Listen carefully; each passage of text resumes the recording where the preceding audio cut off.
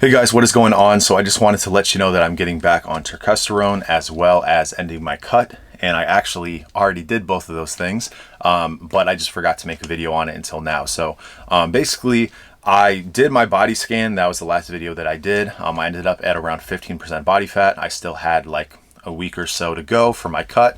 And I just kind of realized, like, why am I still cutting?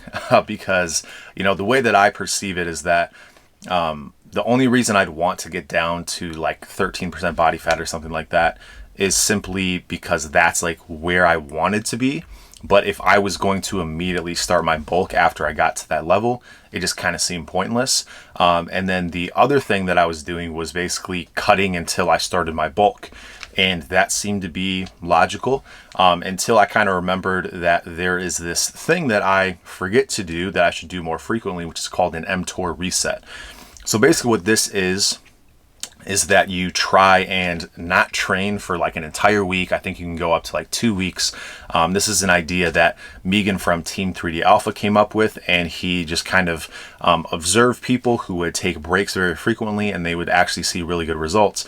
So this is not a deload. This is like an actual pure break from training. And so for me, I've tried this multiple times, and every time I come out of one, I end up getting really good gains after. So I figured, as opposed to trying to continue my deficit or trying to, ruin my recovery by staying in a deficit and trying to do this, I figured it would make a lot more sense to just stop cutting because it doesn't really have any purpose, and then to actually fuel my body for this kind of reset. So this is, in a sense, it's kind of a recovery period as well. So I should be getting adequate food, making sure that my stress is down and everything like that. So that's what I've been doing over the last several days, and I'm probably not going to lift. I mean, that's my plan, is I'm not going to lift until I start my bulk, which is on Tuesday. So I guess technically I'm kind of bulky now because I'm probably in a surplus relative to what I have been. I don't really know, but I've just been eating whatever I want and just kind of fueling my body with what it needs. So I wouldn't say it's technically starting my bulk now, but, I guess to a certain extent it is. So basically, I'm, trying to get my recovery on point, trying to, gain some muscle as well during this time period, kind of transitioning. I'm not expecting to gain anything crazy, but, just during this time period, this is a great time to reset, to potentially give my body a break, potentially grow a little bit. And then going into my bulk, I should be a little bit stronger. I should be primed for more growth. And I figured it'd be a good time to reintroduce Turkesterone back into the mix. So my favorite way of taking these is to stack them.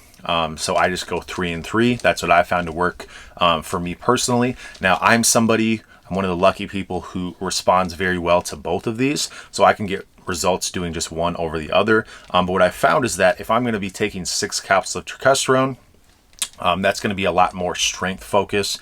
Whereas with ecdysterone, going 3 and 3, I kind of get the best of both worlds with this. I get some of the added benefits that I get with ecdysterone while still getting that strength increase as well. So if I was going purely for a strength focus, which is something that I did towards the end of last year, I just go straight Turkesterone. But what I've personally found is that 3 and 3 is really what works for me. So I know a lot of you guys have tried that as well, and that's your preferred method. Now, obviously, the idea there is that you actually respond to both Turkesterone and ecdysterone. If you only respond to one, that would be a total waste of money doing that. So obviously, that's not something you should try until you found out if one or the other works for you. So what I always recommend for other people is, usually I've never gone above 3 capsules of ecdysterone personally. That's what I was taking over the last month or so. And that's cheaper to run because you don't have to run 3 capsules of that. Usually you don't have to dose it as high. So usually I recommend people start off with ecdysterone and then transition into Turkesterone.